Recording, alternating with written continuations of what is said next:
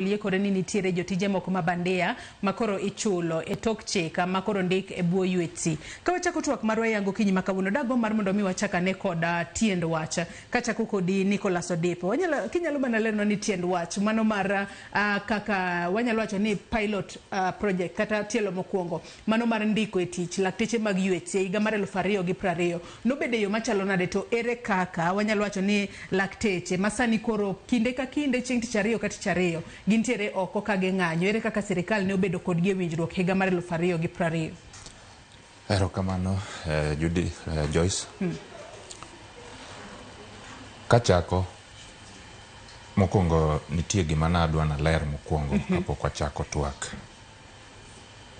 Kaluwore gi twak manyoro nyo jagoro mongirore e migawo mar thieth. Oumo Oluga nyo wacho nyoro. Nyo owacho ni kadas mag UHCs ma poko bedo poko ruaki e permanent and pensionable to kendo chako wacho kadas mane sirikal ondiko e higa mar 2020. An gi barua kaa manondik tarik 10 dwe mar 4 higani gi kar riwruok mag jotije mag KMPDU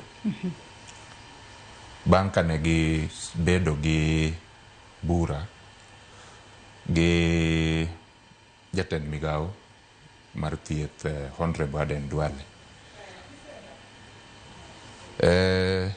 Part 7 mar communication noero negi watch about UHC doctors employed during COVID-19. Mano higa mar 2020. To giwacho kadhi somo gi dongere ni the 114 doctors currently on 3-year contract will be transitioned to permanent and pensionable status within 3 weeks after consultation with the Council of Governors. Now, gimadwa wacho en maa. Nyoro nyo jagoro mongirore Dr. Oumo Oluga nyo wacho ni dakteche ne okondiki e yo mar UHC program. To nodhi mbele ko wacho nikech ywak osebedo ni nitiere kaka migawo mar thieth discriminate ji ma wacho ni mana dieri.